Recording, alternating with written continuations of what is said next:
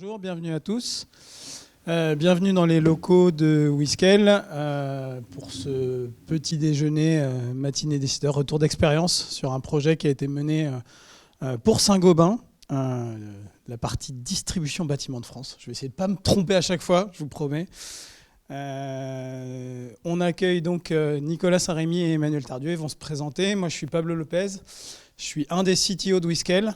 Donc on va vous parler du projet Bedrock, qui est un projet de construction de plateforme dont on a commencé à parler il y a un peu plus d'un an. Et voilà, le but c'est d'échanger beaucoup. N'hésitez pas à poser vos questions. On est ensemble à peu près pour 1 heure et puis on aura le temps de continuer à discuter après. On commence. Nicolas, est-ce que déjà tu peux te présenter, ton rôle, et puis en quelques mots, ce que fait le groupe Saint-Gobain et plus particulièrement la branche distribution. Ça ne marche pas? Normalement, il est allumé. Ah, voilà, vas-y. Ça marche. Donc, bonjour à tous. Donc, je m'appelle Nicolas Saint-Rémy, je suis le CTO au sein de la filiale Saint-Gobain Distribution Bâtiment France. Je te laisse te présenter, puis après je présenterai. Et donc Emmanuel Tardieu, je travaille dans l'équipe de Nicolas et moi je suis en charge de toute la partie architecture du système d'information de Saint-Gobain Distribution Bâtiment France, SGDBF. Alors, je vais vous dire quelques mots sur Saint-Gobain. Donc, Saint-Gobain est le leader de la construction durable. Donc Saint-Gobain conçoit, produit et distribue donc, des matériaux pour le monde de l'industrie et pour le monde de l'habitat. Donc nous, on est côté filiale distribution. La distribution, c'est à peu près 15% du chiffre d'affaires du groupe Saint-Gobain dans le monde. C'est principalement une activité qui est réalisée en France. Et en France, ça représente 80% du chiffre d'affaires de Saint-Gobain. On intervient sous à peu près une dizaine d'enseignes. On en a 2 qui sont assez connues. La plus grosse s'appelle Point P. Point P, il y a à peu près 1000 magasins en France. Il y a une autre enseigne qui est assez connue qui s'appelle La Plateforme du Bâtiment, qui est vraiment une entité spécialisée pour les professionnels. Point P fait du pro et du particulier. Et puis on a une dizaine d'autres enseignes, une qui s'appelle CDO, qui est assez grosse aussi, on a à peu près 500 magasins. CDO, c'est plutôt des spécialistes sur le sanitaire, le chauffage, la plomberie, l'électricité. Et puis après, on a à peu près 500 magasins sur des enseignes dites spécialistes. Alors, on a une enseigne qui s'appelle Asturienne, qui est spécialisée dans les toitures. Une enseigne qui s'appelle Sfic, qui est plutôt sur l'isolation. Et puis une enseigne qui s'appelle Dispano ou DMBP pour tout ce qui est matériaux enfin, dans les bois, dans le bois pour la construction. Très bien. Quand on s'est rencontrés la première fois qu'on a parlé, la direction du groupe avait décidé de commencer un move to cloud, donc vers le cloud Azure. Est-ce que tu peux nous en dire un peu plus sur quelles étaient les ambitions de ce programme et comment ça impacte finalement SGBDF? Alors, en fait, donc moi je suis arrivé il y a 4 ans chez Saint-Gobain. Toi Emmanuel, c'était il y a 3 ans. Voilà. Et donc quand on est arrivé, on a trouvé plutôt un système d'information très traditionnel, hébergé sur des infrastructures on-premise, hébergé chez des infogérants qui sont pilotés par la DSI du groupe Saint-Gobain. Donc on a travaillé avec Emmanuel et on s'est dit on va faire un assessment applicatif de notre système d'information, sachant que nos directeurs de domaine applicatif, ils n'étaient pas très pushy sur le fait de regarder ce qu'on pouvait mettre dans le cloud. Voilà, tout fonctionnait correctement, ça nous coûtait bien cher, donc voilà pourquoi changer. Donc on a lancé cet assessment applicatif avec Emmanuel. L'objectif c'était de voir quelles applications étaient éligibles à migrer dans le cloud. Et on s'est fixé une première feuille de route de migration cloud. Migration qu'on vient de réaliser sur les 3 dernières années. On finit un premier cycle avec cette plateforme engineering. Et ça nous a permis de simplifier notre système d'information, de le moderniser et de migrer un certain nombre d'applications, d'une part dans le cloud Azure, et on est en train également de migrer notre ERP financier, qui est un ERP Oracle, sur le cloud OCI Oracle. Est-ce que pour qu'on se rende un petit peu mieux compte, tu peux nous donner quelques chiffres sur nombre d'applications, nombre de développeurs, ce que vous avez en interne, en externe, juste qu'on dégrossisse un peu l'image? Alors, sur les applications, on a à peu près 400 applications chez SGDBF. Et donc, on en a déjà beaucoup qui sont en SaaS. Si on prend les applications on-premise, il y en a à peu près 150. Et sur ces 150 applications, les applications qui vont partir sur le cloud avec la plateforme engineering, c'est une quarantaine qui sont déjà conteneurisées. Et en tout, on en a une cinquantaine qui vont migrer sur le cloud. Ok. Et justement, tu parles de plateforme engineering, donc on parle du projet Bedrock. Pourquoi Bedrock en plus du Move to Cloud? Quelles sont les motivations qui sont derrière? Bedrock, c'est une internal developer platform. Hein, c'est ce qu'on a, c'est notre produit, le nom qu'on a choisi pour cette plateforme-là. Donc c'était conçu pour déployer nos applications dans Azure, parce que Saint-Gobain, le groupe Saint-Gobain, le cloud qui a été choisi, le cloud public, c'est Azure. Avec Bedrock, donc on peut déployer de manière homogène nos applications dans le cloud, homogène et également en respectant tous les standards d'architecture, de cybersécurité qui nous ont été donnés par le groupe et qu'on a édicté aussi de notre côté. Et si je veux rentrer un peu plus concrètement, Bedrock, c'est une couche d'abstraction de l'infrastructure. Donc on abstrait la complexité de l'infrastructure Azure pour que les développeurs puissent se concentrer sur le développement de leurs produits et de leurs applications. Voilà. Bedrock, c'est ça. Ok. Et donc, tu en as parlé un petit peu, le fait que les développeurs doivent se concentrer finalement sur leur code, mais est-ce qu'il y avait finalement d'autres contraintes qui vous ont poussé finalement à construire cette plateforme? On avait parlé des relations avec le groupe, de plusieurs entités, un peu de ticketing, des choses un peu compliquées. Oui, alors c'est aussi l'objectif de simplifier nos interactions. Je dirais pas forcément les interactions avec le groupe, mais en tout cas simplifier la vie du développeur. Donc, et simplifier la vie du développeur, ça passe aussi par automatiser beaucoup de choses. Automatiser les demandes de création de comptes pour déployer quelque chose, simplifier la création des pipelines d'intégration continue et de déploiement continu, simplifier la création des comptes pour accéder à des repos de source, et également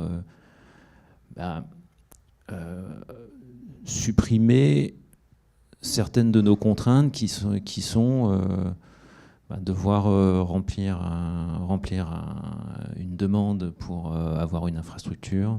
Enfin, toutes ces choses-là qui étaient très liées à du déploiement on-premise et qu'on a éliminé avec cette plateforme. Nicolas, d'un point de vue plus business en jeu, qu'est-ce que finalement la création de la plateforme, c'était quoi tes ambitions quand on a lancé le projet Bedrock? Alors on avait un enjeu d'agilité, de rapidité. Hein. L'objectif, c'était de déployer nos applications en production le plus rapidement possible. On est dans un marché très concurrentiel, donc il faut qu'on soit rapide. Donc ça, c'était l'enjeu majeur. Après, on avait un enjeu organisationnel. Hein. Comme je l'ai dit, on a un système d'information, on avait un système d'information très traditionnel. Le fait d'aller vers une plateforme comme ça, on transfère quand même pas mal les compétences. Donc pour nous, une opportunité d'accompagner nos collaborateurs dans la transformation de leurs compétences pour aller vers des compétences cloud, permettre aux développeurs d'être plus agiles et de s'affranchir de cette couche voilà, ou de ces aspects de mise en production.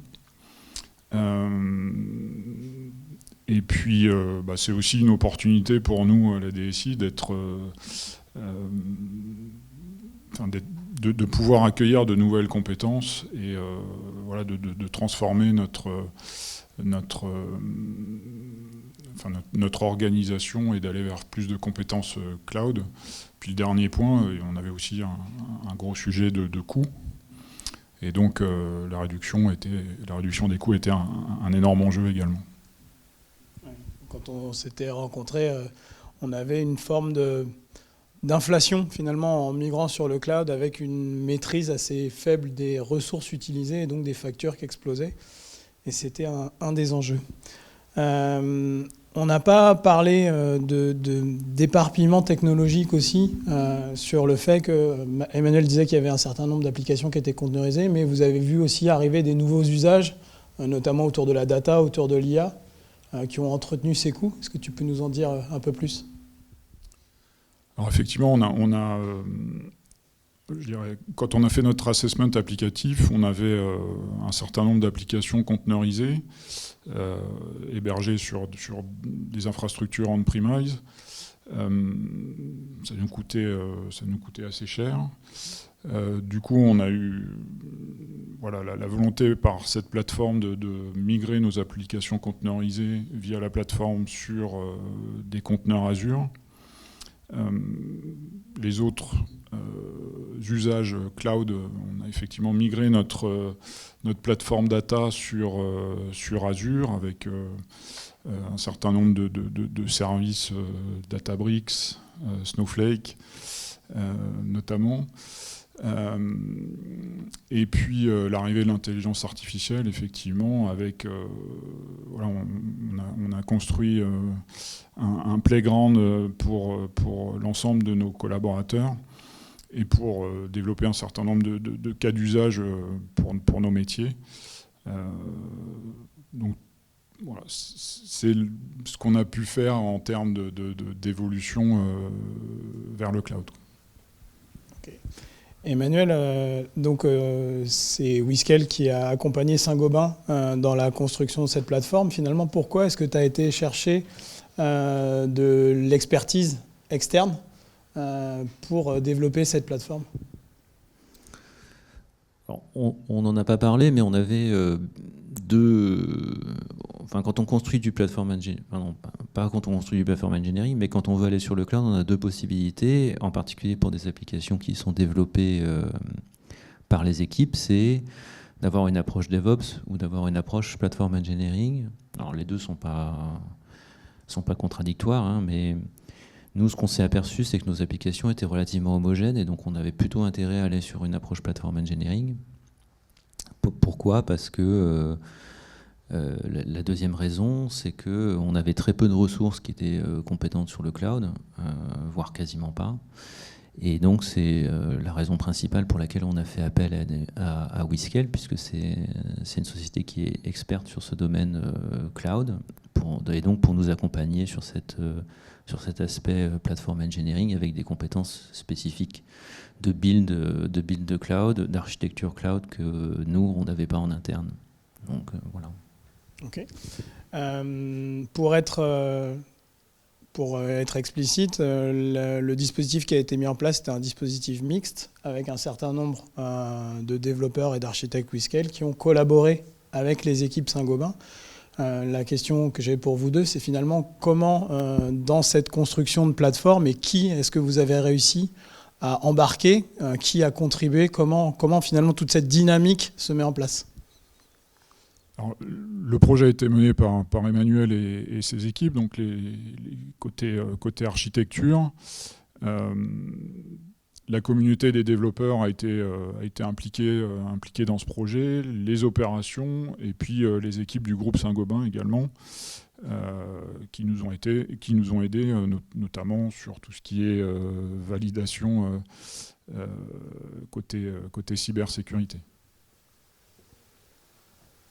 Ok, et du coup, l'arrivée de la plateforme, Emmanuel, côté architecture, côté finalement Ops, puisqu'on va avoir le changement finalement du move to cloud, un certain nombre de pratiques qui vont être modifiées, et puis la plateforme qui vient par-dessus va encore modifier d'autres choses et des périmètres de responsabilité. Comment est-ce que vous avez embarqué finalement les Ops dans cette transformation ? Alors, on a en effet créé une équipe mixte dès le départ, parce que c'est le modèle que moi j'avais en tête, et puis une des raisons pour lesquelles on a choisi WeScale, c'est parce que c'est également un modèle que vous proposez, hein. L'idée étant d'avoir une certaine autonomie à la fin du projet et pas dépendre de compétences externes. Donc ça, c'était important pour nous. Et dans la même perspective, comme a dit Nicolas tout à l'heure, on a besoin de redonner des nouvelles compétences à nos collaborateurs, à les embarquer sur ces projets qui sont des projets d'avenir. En tout cas, nous, on y croit. Et donc, on a intégré un certain nombre de personnes des opérations dans le projet Bedrock. Alors, pas tout à fait au début. Au début, ils en ont entendu parler. On les a invités pour qu'ils voient à quoi ça ressemble. Et on les a intégrés dans l'équipe vraiment à partir de début janvier 2025. Où maintenant ils participent avec nous au daily de la feature, enfin de l'équipe Bedrock. Ils prennent un certain nombre de features aussi. Et ça s'est plutôt bien passé. Il y a pas de, enfin moi je trouve en tout cas qu'ils ont été également assez moteurs sur ces nouvelles compétences qu'on leur a proposées. Il n'y a pas eu de frein. Voilà. Donc aujourd'hui, c'est plutôt une réussite. Alors comment s'y prendre ? C'est très humain, quoi. Hein, voilà, il faut accueillir les personnes qui connaissent pas forcément le cloud, qui connaissent pas forcément ce monde-là, leur expliquer, leur donner où sont les documentations. Leur montrer, leur donner petit à petit des choses à faire, et puis finalement, ça finit par prendre. Okay. Nicolas, tu disais tout à l'heure, quand vous êtes arrivé, finalement, les gens n'avaient pas forcément envie de changer, que la partie finalement prix, c'était pas tellement un problème, c'est pas grave si ça coûte cher. Surtout que c'était moi qui avais le budget. Voilà. Mais du coup... vous avez voulu impulser finalement du changement, vous avez voulu donner des nouvelles compétences aux équipes. Comment est-ce que ça a été reçu d'un point de vue humain, finalement, cette envie de bouger et cette envie de mettre, pas en risque, mais de modifier quelque chose qui marche bien ? Comment est-ce que tu l'as accompagné ? Alors, ça a été plutôt on va dire perçu par nos équipes assez bien. Par les domaines applicatifs, c'est vrai qu'on vient perturber un peu leur quotidien et leur mode de fonctionnement. Donc avec Emmanuel, on a passé beaucoup de temps sur la communication autour de ce projet. Emmanuel a animé un certain nombre de meet-up avec vos équipes d'ailleurs. Voilà, pour infuser le projet et pour communiquer autour de ce projet des bienfaits, des résultats que ça allait avoir. On a été pas mal challengé sur quelle charge ça allait avoir côté des équipes applicatives.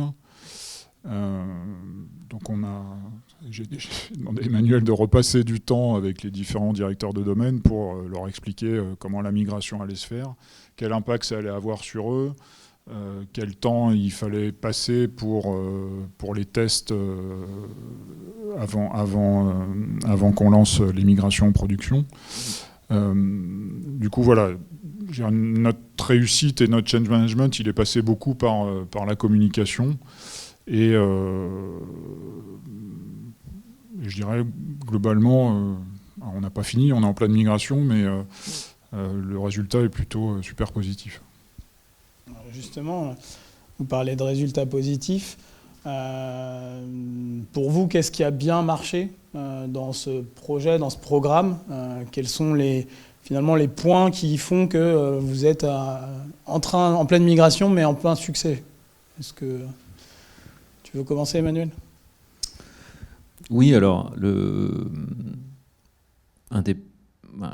ce qui a vraiment bien fonctionné, c'est l'alchimie entre les équipes de Whiskel et les équipes de Saint-Gobain, donc avec mes équipes et puis aussi les d'autres directions. Ça, c'est un point hyper positif. Les personnes de Whiskel, même en tant qu'experts, ne sont pas arrivés avec des idées préconçues finalement sur ce que devait être Bedrock, sur ce que devait être la plateforme de Saint-Gobain. Ils ont accueilli nos spécificités, nos outils aussi, c'était important, parce qu'on avait déjà en place des outils d'intégration continue, de déploiement continu, qui ne sont pas forcément les outils les plus avancés ou les plus sexy, mais il n'y a pas eu de remise en cause de ces outils-là. On a essayé de travailler avec et de déployer déployer nos applications avec les outils qui étaient présents. On a rajouté toute la partie cloud au-dessus de ça, mais on est resté sur des outils qui étaient maîtrisés par les équipes, et ça a beaucoup contribué finalement à accepter le changement. Donc ça, c'est le premier aspect. Le deuxième aspect, c'est des choses qui sont arrivées avec Whiskel en plus de l'expertise. On avait l'expertise technique, mais on avait aussi une expertise produit. Comment faire un pitch elevator, un elevator pitch plutôt, comment communiquer sur le produit, comment organiser un meet-up, comment organiser une communauté, comment coacher les développeurs pour qu'ils puissent appréhender ces changements. C'est aussi cette expertise-là qu'on a eue avec Whiskel qui nous a beaucoup aidé. Et moi, je pense qu'en termes de... Ouais, voilà. Enfin, tout ce qui a marché, c'est ça. Et pour toi, Nicolas, est-ce que tu as vu à ton niveau des quick wins et l'avancée de la plateforme? Comment tu l'as ressenti au final sur la durée du projet? Qu'est-ce qui fait que ça a pris? Alors, moi j'ai vu l'avancée de la plateforme. Donc on a démarré en septembre 2024. Décembre 2024, on avait quasiment terminé, ou tout début 2025, on avait quasiment terminé la plateforme. Et puis, moi je regarde surtout les migrations et l'avancement des migrations. Donc j'ai vu la méthodologie, la collaboration avec les équipes d'Emmanuel qui s'est super bien passée. Et puis aujourd'hui, ce que j'apprécie, c'est que nos équipes internes se sont appropriées la plateforme. Comme le disait Emmanuel, les équipes opérations sont montées à bord du train de la plateforme. Et voilà, pour moi, ça c'est un vrai succès et une vraie réussite d'avoir réussi à embarquer les gens. Et voilà, on a commencé à migrer un certain nombre d'applications en production. Donc en plus, ça marche, quoi. En plus, ça marche. Heureusement que ça marche. A contrario, il y a toujours des petites zones d'ombre. Qu'est-ce que ces 6 mois de projet vous ont appris et qu'est-ce qu'on aurait dû finalement mieux anticiper? On n'a pas bien anticipé la migration des applications. Il y a beaucoup de... On va dire... les ouvertures de flux, voilà. Enfin, je pense que tout le monde connaît ce sujet d'ouverture de règles firewall qui prennent beaucoup de temps. Et c'est un point qu'on n'a pas suffisamment anticipé. Et aujourd'hui, ça crée un peu un goulot d'étranglement sur notre migration, parce qu'on a 15 applications sur les 45 qui sont prêtes à basculer. Et on attend des règles firewall pour effectivement basculer ces applications-là. Et ce qui fait qu'on a pris un peu de retard sur notre migration. Et donc, je pense que c'est quelque chose qu'on aurait pu anticiper un peu plus. D'ailleurs, commencer à ouvrir ces règles début janvier au lieu de le faire début février ou début mars. Ouais. Ce dont on parlait avant, là, c'est que finalement, ces règles firewall, ça reste beaucoup de ticketing, beaucoup d'échanges humains, donc ce qui est avec beaucoup d'erreurs, des allers-retours et des boucles finalement qui sont assez longues. Une boucle de validation qui est scalée. Après, voilà, la cybersécurité, c'est important aussi. Hein. Donc, il y a... toutes les règles doivent être revues et validées. Ce qui est plus gênant, c'est quand nous, par exemple, on fait des erreurs et on oublie dans une gateway, on oublie une adresse IP. Et donc, une fois sur deux, ça marche pas. Ouais, évidemment, forcément, il n'y a qu'une adresse IP qui est autorisée. Et ça, une fois qu'on a dit ça, on est obligé de repartir dans un cycle complet de validation et de tunnel, quoi. Donc c'est des choses qu'on aurait pu sans doute un peu mieux anticiper. Sur le reste du projet, non, je referai tout, je pense, exactement de la même manière. Nicolas, tu disais qu'au bout de finalement 3 mois, la plateforme était déjà en place et que vous avez continué à accueillir les équipes. On a parlé d'avoir réutilisé les outils existants qui sont certainement un accélérateur indéniable. Est-ce que vous voyez d'autres forces de l'équipe commune pour atteindre finalement cet objectif? Qu'est-ce qui a fait que au premier trimestre, l'objectif assez ambitieux d'avoir une plateforme prête a été atteint? Est-ce que vous avez, dans le casting, dans les compétences, des choses qui pourraient servir à d'autres? J'ai dit tout à l'heure, je pense que c'est vraiment important d'avoir, au-delà d'une expertise technique pour mettre en place pour développer du Terraform, parce que c'est ça qu'on parle, il nous faut aussi un product owner ou un delivery manager qui ait cette culture produit, qui ait cette culture du développement itératif, d'incrémental, et qui tout de suite saura bien prioriser les stories, les différentes fonctionnalités qu'on va mettre dans cette plateforme, de façon à apporter le maximum de valeur tout de suite. On est arrivé au bout de 3 mois avec quelque chose qui fonctionnait, parce qu'on a privilégié de dire toutes nos applications, il n'y aura qu'un seul type de base de données, il n'y aura qu'un seul environnement d'exécution qui sera Azure Container App. Et les autres choses dont on a besoin, on sait qu'on a besoin, mais on le fera plus tard, au fur et à mesure des applications qui arrivent. Le storage, on l'a terminé là. Et on a encore quelques autres fonctionnalités qu'il faut qu'on mette dans la plateforme. Et on est parti aussi dès le départ sur toute la partie infrastructure. Aujourd'hui, on n'a pas de portail en self-service pour nos développeurs. Nos développeurs viennent dans l'outil d'intégration continue renseigner 4-5 variables pour déployer leur application. On leur propose pas encore un vrai portail de self-service. Voilà, ça viendra peut-être plus tard.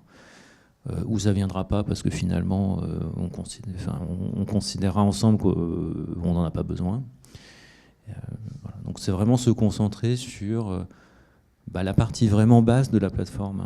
Plateforme engineering, il y a plusieurs couches et il faut que la première couche elle fonctionne très bien, c'est-à-dire l'intégration continue, le build, le déploiement dans un conteneur et le conteneur qui tourne dans votre environnement d'exécution. Ça, il faut que ce soit vraiment parfait avant, je pense, de monter dans les couches supérieures. Avec l'observabilité et le FinOps. Observabilité et FinOps.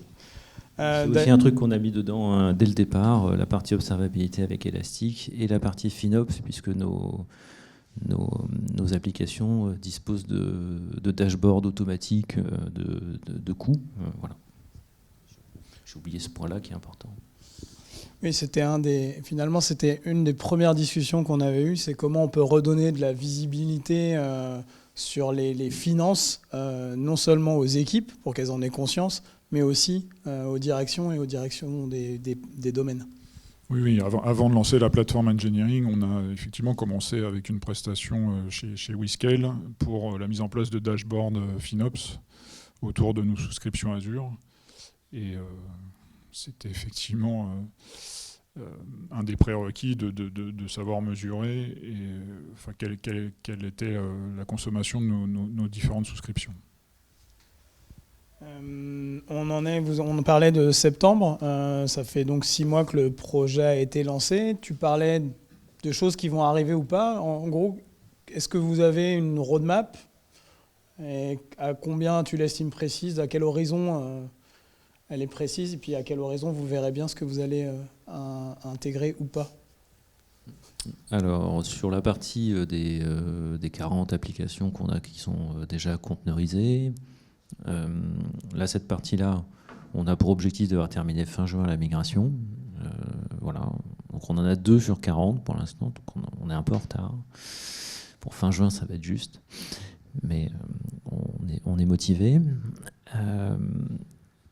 Je pense qu'ensuite, on a encore d'autres applications qui pourraient bénéficier de la plateforme engineering, mais qui vont demander un peu plus de travail, un travail de refactoring qu'aujourd'hui on n'a pas encore fait. Ces applications-là, on les a migrées telles quelles.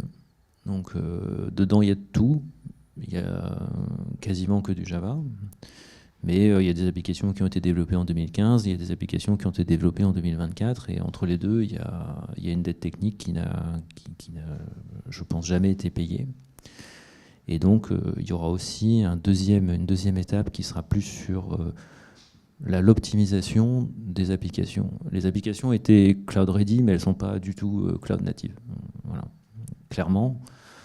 Donc, il y aura cette phase à la fois de build de nouvelles applications, de refactor d'applications qui sont aujourd'hui pas conteneurisées, et du refactoring aussi sur les applications qui sont migrées mais qu'on considère comme étant pas du tout efficientes.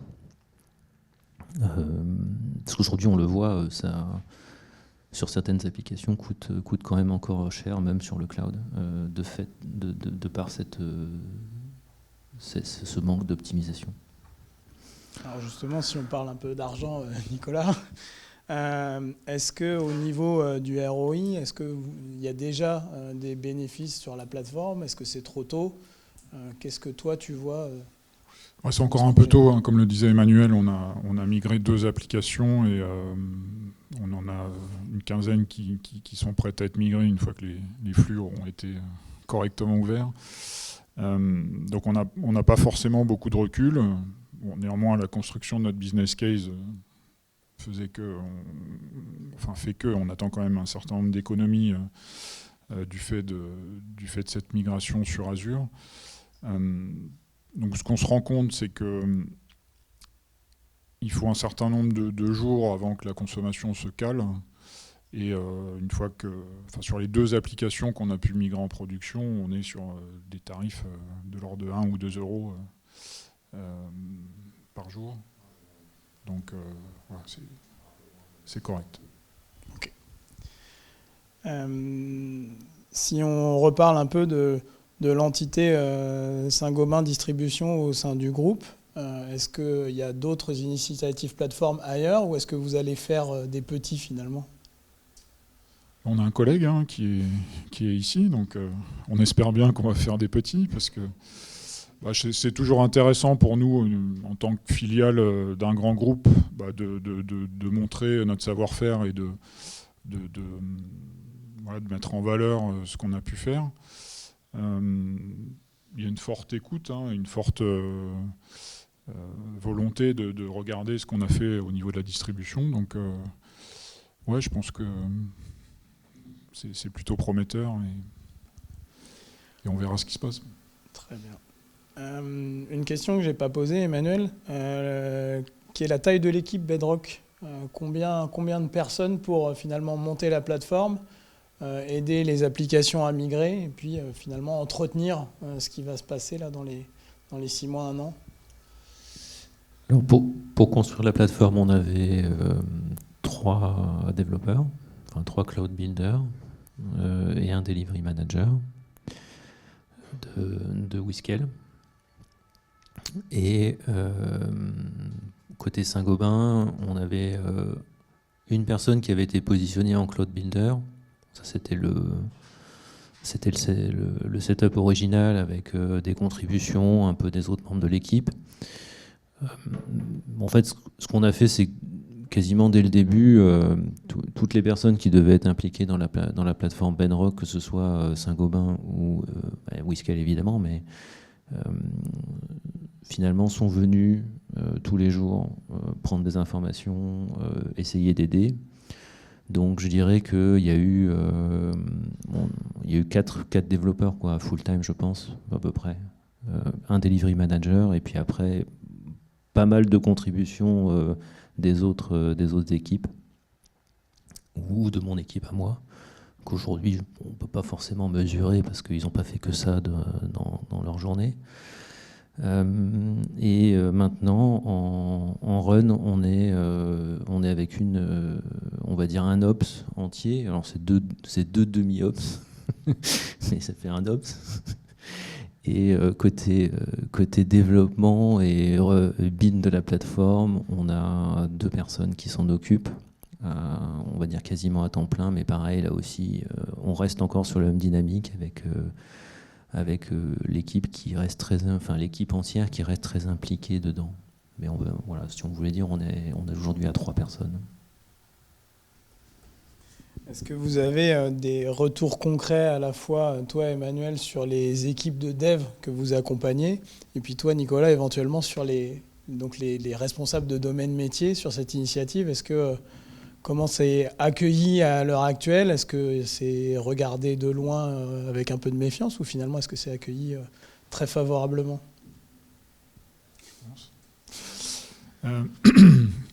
Alors c'est pas regardé de loin, hein. C'est pas regardé de loin, au contraire. Tout le monde est impliqué parce que, comme le disait Emmanuel, on a 45 applications qui touchent de nombreux directeurs de domaine. Donc le sujet est regardé de près par les directeurs de domaine et on est tous objectivés sur les on est tous objectivés sur les coûts, donc je dirais ça intéresse tout le monde que ce projet soit mené avec succès. Moi j'ai toujours tendance aussi à dire que nos mises en production aujourd'hui elles étaient dépendantes de 3 personnes, et ces 3 personnes sont chacune dans un domaine particulier. Et quand la personne n'est pas là, il n'y a pas de mise en production. Donc on va franchir quand même un gap hyper important avec cette plateforme que voilà, on va plus être dépendant de ces personnes qui sont vraiment le goulot d'étranglement, et on va pouvoir repositionner ces personnes sur des tâches à plus forte valeur ajoutée. Donc ça, c'est aussi un leitmotiv de ma communication auprès des directeurs de domaine pour leur dire qu'on lève aussi un énorme risque, que si ces gens-là ne sont pas là, la boîte avance plus. Okay. Emmanuel, sur les équipes que vous avez accompagnées jusqu'ici? Après, les équipes, ça dépend des développeurs. Certains, évidemment, étaient très motivés à l'idée de voir des nouvelles choses et de nous aider et de contribuer à la plateforme de manière très ouverte. D'autres développeurs sont un peu plus méfiants par rapport à cette nouveauté qui leur enlève quelques privilèges qu'ils avaient jusqu'à présent, qui sont liés justement au fait que ils avaient ce statut de personnes clés et incontournables, et cette plateforme leur enlève une partie de ça. Je pense que ce n'était pas conscient de leur part, donc finalement ça va. Ils vont y voir le bénéfice assez rapidement, je pense. Et sinon, après, en termes de nouveautés, de compétences, ils sont tous les développeurs avec qui on a travaillé, eux sont très contents d'apprendre de nouvelles choses et de voir enfin une nouveauté cloud dans l'IT de Saint-Gobain Distribution. Okay. Et une dernière question pour conclure. Comment est-ce que vous voyez l'avenir de Bedrock? Est-ce que vous êtes confiant pour que cette plateforme finalement s'installe durablement, prenne de plus en plus de périmètre? Et si oui, pourquoi est-ce que vous êtes confiant? Plouf plouf. Bon, moi, je suis confiant, évidemment. Oui, aujourd'hui, il nous reste encore des. Comme j'ai dit tout à l'heure, hein, il y a encore des applications qui peuvent migrer dessus. C'est une plateforme qui est devenue très connue. Enfin, alors, ça, c'est un des avantages d'avoir choisi un nom qui porte. C'est que ça, c'est une autre astuce. Hein. Quand vous lancez un projet, trouvez un bon nom à votre projet. Comme ça, derrière, il y a plus de tout le monde se l'approprie. C'est important. C'est un peu trivial, mais finalement, ça fonctionne assez bien dans la logique produit. Et aujourd'hui, oui, tout le monde veut y aller, hein, c'est clair. Hein. Après, nous, faut que de notre côté aussi, on prenne un peu de recul une fois qu'on aura déployé beaucoup d'applications dessus, qu'on regarde bien quels sont les problèmes qu'on rencontre, les incidents qu'on rencontre, comment on y répond. Aujourd'hui, il n'y en a pas, mais il y en aura sans doute. Et donc, on prenne un peu le temps de bien préparer cette transition vers une plateforme qui est vraiment, là, pour le coup, en run. Et à partir de là, ensuite, après cette étape-là, on regardera comment est-ce qu'on peut intégrer des nouvelles applications, peut-être pour le coup beaucoup plus importantes que celles qu'on a intégrées jusqu'à présent. Ouais, je pense que c'est hyper important de se dire qu'on va lever le pied une fois qu'on aura fini la migration des 40-45 applications. On a fait notre premier assessment applicatif en 2022. Voilà, ça fait 3 ans. On y a été à marche forcée, entre guillemets. Hein, c'est pas non plus le bagne. Néanmoins, il est temps de lever le pied, de regarder un peu les compétences, voir si tout le monde suit, voir si tout le monde va adopter le cloud et va jouer le jeu. Donc voilà, on s'est dit avec Emmanuel qu'on allait temporiser et voilà, plutôt se faire des règles en interne pour voir comment tout ça a fonctionné. Il y a effectivement de nombreuses perspectives avec la plateforme pour d'autres périmètres. Donc ouais, on est super confiant. Ok. Mais prudent. Et prudent. Est-ce que dans la salle, vous avez des questions ? Oui, vous avez parlé de Databricks, de Snowflake, de l'environnement d'exécution de Azure. Il y avait quoi comme autre brique technique ?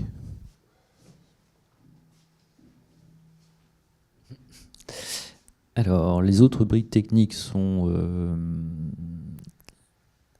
c'est GitLab CI pour la partie intégration continue. GitLab CI, ouais. On utilise XL Deploy comme outil de déploiement. Et sur la partie Azure, donc en tant qu'environnement d'exécution, c'est Azure Container Application. Et la partie base de données, c'est du MySQL Flexible Server. Est-ce qu'on utilise d'autres choses ? En termes d'observabilité, on utilise Elastic Cloud. Sur la partie à la fois monitoring des différentes métriques, mais aussi APM, donc Application Profiling. Donc ça, c'est toute la partie observabilité. Et la partie observabilité, Elastic nous permet aussi de remonter les coûts dans un dashboard qui est, on va dire, plus simple à déployer que les dashboards Azure, parce que les dashboards Azure, il faut se connecter sur chaque souscription pour regarder ce qui se passe. Donc ça donne un peu plus de détails, mais d'un autre côté, pour une visibilité un peu globale en termes de management, on a remonté ça dans Elastic. Donc assez peu de briques techniques. Hein, c'est pas notre. On voulait garder les choses simples. Voilà.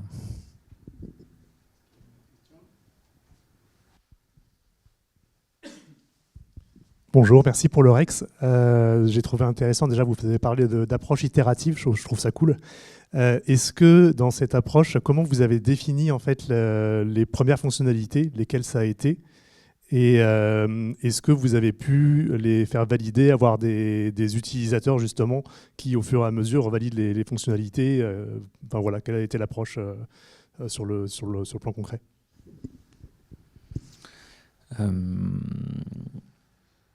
La première fonctionnalité qu'on a voulu, c'est avoir un environnement d'exécution. Donc ça, c'était donc je déploie une application qu'on a appelée une application Hello World. Et cette application Hello World contenait le minimum vital de ce qu'on voulait voir dans chaque application. Chaque application allait avoir besoin d'un environnement d'exécution, d'une pipeline de déploiement et d'une base de données. Donc on est parti de ça en disant c'est ça notre baseline, c'est ça le minimum qu'on veut. Et on a construit, on est quand même allé assez vite en fait sur cette première partie de construction de l'application Hello World. Ça a été dès le premier sprint, dès les premières 3 semaines. Et ensuite, ce qui nous a permis finalement de valider un peu toutes les étapes techniques qui font qu'on va avoir une application où dès que je build, tout est déployé par la suite, et comment je onboard une application. Et on a aussi travaillé sur ce qu'on appelle le Customer Journey, qui est très connu des gens qui font du développement produit. Et donc, on est parti du Customer Journey, c'est-à-dire je veux déployer une application sur Bedrock, je suis onboardé sur Bedrock et je déploie mon application sur Bedrock. Et en fonction de cette Customer Journey-là, on a placé des features qu'on a priorisées pour avoir ce voyage. Et on l'a fait tester. On l'a mis... Alors, on a intégré des personnes, des équipes de développement très rapidement dans nos démos.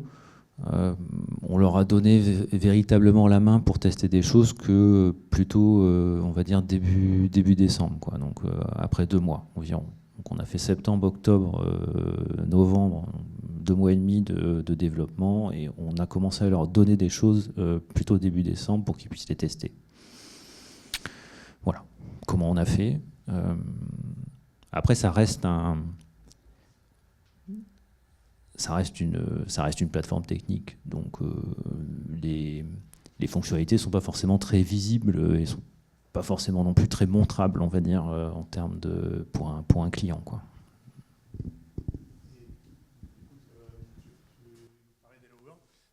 Est-ce que justement le Hello World, on était relativement proche de ce qu'on fait après les développeurs, l'utilisation des développeurs, ou alors il y a eu des différences qui ont dû être adressées? Non, on est resté sur la même chose. Aujourd'hui, on utilise toujours la même application Hello World. Elle n'a pas changé en fait. Donc, on a bien. Je ne sais plus exactement ce qu'on avait choisi, mais on est arrivé jusqu'à une application où je commit et je me connecte sur un endpoint Azure avec qui a marqué Hello World, quoi. Voilà. Et donc finalement, ça représente à peu près la plupart de nos applications fonctionnent comme ça, puisque ce sont des applications qui ont à la fois la partie IHM et un back-end. Et donc elles suivent exactement le même process et le même. La même chaîne de déploiement. Encore une question ? Ouais. Bonjour, à l'heure de l'IA, et on doit placer ce mot à chaque phrase pour faire hype, comment vous l'avez intégré, l'intelligence artificielle, le machine learning, dans cette démarche de modernisation? On entend beaucoup parler de GitHub Copilot, de tous ces outils-là qui sont censés faciliter la vie de tout le monde. Est-ce que vous avez pensé à intégrer ces outils-là? Est-ce que vous les avez testés? Est-ce qu'il y a un vrai bénéfice? Parce que, comme je l'ai dit au départ, il peut y avoir une hype autour de l'IA, et très rapidement, ça peut faire un peu de déception.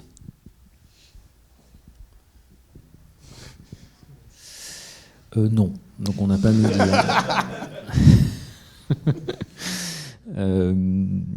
alors l'IA est utilisée chez Saint-Gobain, on a plein de projets parce qu'on pense quand même qu'il y a vraiment des cas d'usage autour de l'IA qui vont aider le business.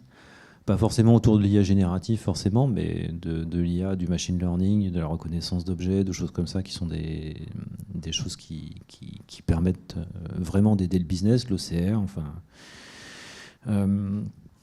En ce qui concerne le platform engineering, non, on n'a rien utilisé d'IA. En revanche, Bedrock va accueillir des applications qui utilisent l'IA, évidemment. Donc des applications qui sont aujourd'hui conteneurisées et qui font appel à des services OpenAI d'Azure seront déployées dans Bedrock et on a prévu de le faire de cette manière-là. Le playground dont je parlais tout à l'heure sera déployé via la plateforme sur Azure. Je vous remercie. Merci beaucoup pour votre retour. Merci à vous.